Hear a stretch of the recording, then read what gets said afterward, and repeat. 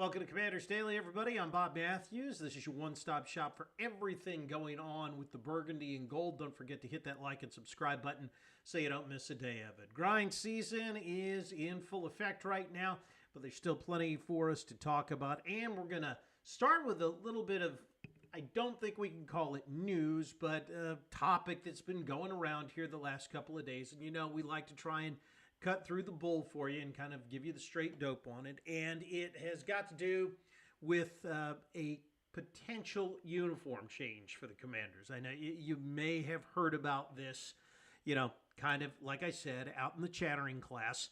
It's got to do with a little bit about what Josh Harris said last week at a fan fest, and then a little bit with what Kevin Sheehan was talking about on the Team Night 80 this week. Harris was asked last week, and I think it was Greg Rosenstein, who posted it on his Twitter page, but asked Josh Harris both about the nickname and the uniforms. He said, you know, it's time to move on when it comes to the nickname. But when he was asked about the new uniform colors, he said, we're going back to our brand. Now, what does that mean? That's a fairly innocuous statement in and of itself. So Sheehan, who is very plugged in with the organization, by the way, was on his show Monday and brought this up, talked about it for about 5 or 10 minutes. So here's the deal, according to him. And again, as I said, real smart guy, got a lot of good sources within the organization. And this is something he's been saying since last fall, that they are working on a possible uniform change. Now, it's not going to be 100% for this coming year. There are all sorts of procedures and regulations and stuff, basically, you have to go through with the league if you just want to change your primary uniforms. What is most likely to happen this year is that you are going to see a new alternate jersey for the Commanders, and that can be worn up to 3 times during the season. Those alternate jerseys, at least according to Sheehan, and again, it's picking up a little bit of steam, but there is absolutely nothing concrete on this, nothing official, but according to his sources, they're going to be going back to the 80s era Joe Gibbs kind of burgundy and gold. Well, I think he referred to it as the championship burgundy. It's probably a pretty good description of it. So do not be surprised if, as he said, the plan is still, although he hasn't heard anything different in a few months, the plan is still that the alternate jerseys this year could very well be those championship burgundy Joe Gibbs era quote-unquote Redskins jerseys from back in the 1980s. When are they going to make this official? Are they going to make it official? We don't know. If there is going to be a full-fledged uniform redesign, and that is something that people are talking about, he said, that's not going to come up until at least the 2026, maybe the 2027 season. It would go to figure.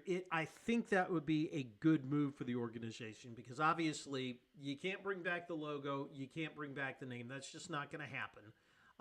But if you were to change the uniforms back to what they were during the glory years, I think that would placate a lot of the fan base that is still upset over the whole rebrand.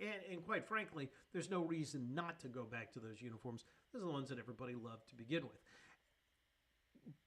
Expect to see or hear something about the 2026 and 2027 season probably later on this year, maybe in the fall. That's pretty much where we think we are at with it right now. Although, again, as of today, absolutely nothing official. This is all people just speaking on background. But we will keep you posted on it. Kevin Durant, you might have heard, was in the news, got traded from the Phoenix Suns to the Houston Rockets. And we all know that KD, a DMV native, is a huge Commanders fan and had a prediction for one of his good friends.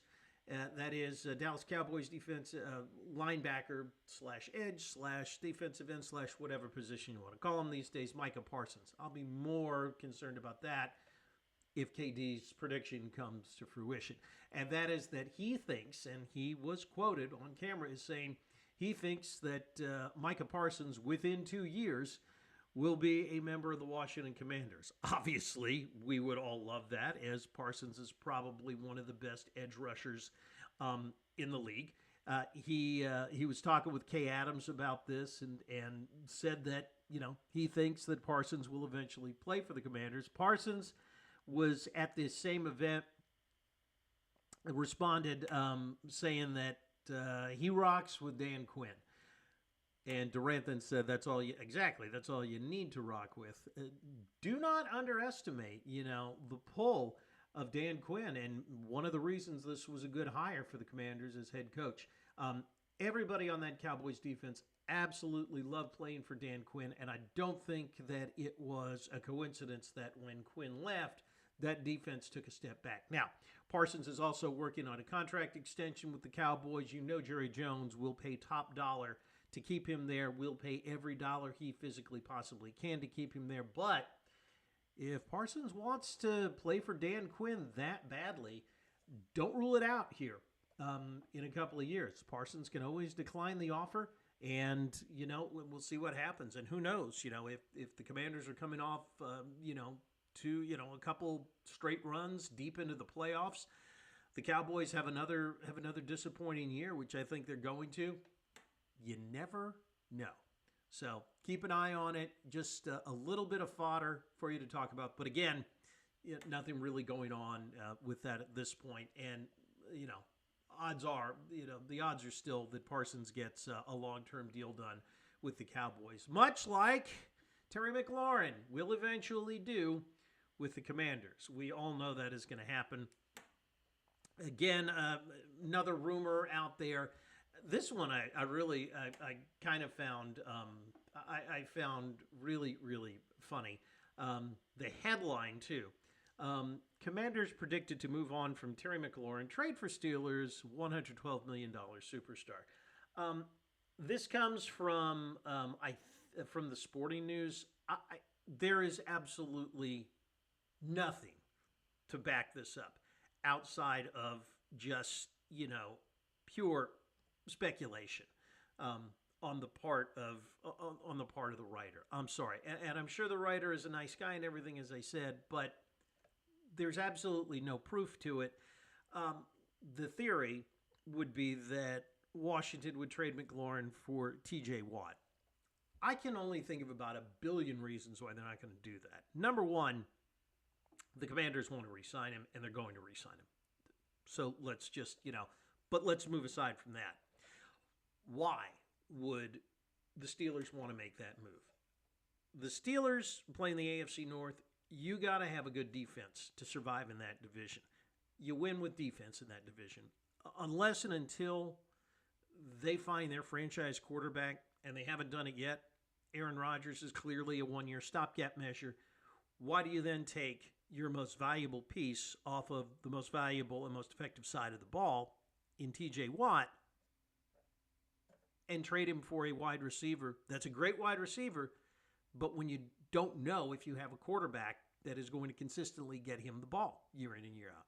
Makes absolutely no sense, and that's why it's not yet another one that you don't have to worry about, pay attention to, or lose any sleep over. If we get to a week out from training camp and we still don't have a deal with McLaurin, okay, then maybe you can start to worry a little bit.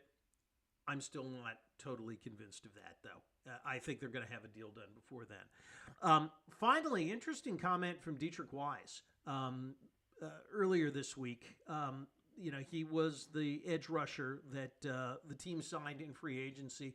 Somebody asked him to compare the culture in the building here with his previous stops, and he compared what the Commanders have got going on in the locker room to what he had in New England with Bill Belichick. Pretty high praise from a guy who is going to be counted on, maybe not to be a breakout star, obviously, as a veteran, but to be, a solid contributor. If he sees that kind of culture in the Commanders' locker room now, you can bet other potential free agents down the line do. And that just goes to show you again why the culture has definitely changed. And it's something you got to get used to. This is now a desired destination for folks. All right, that's going to do it for us. We got to get on out of here. Don't forget, hit that like and subscribe button so you don't miss a day of it. Thank you to all that have subscribed so far. We'll see you again tomorrow. Remember, like the wise man once said, if you're on your bike tonight, as always, do wear white.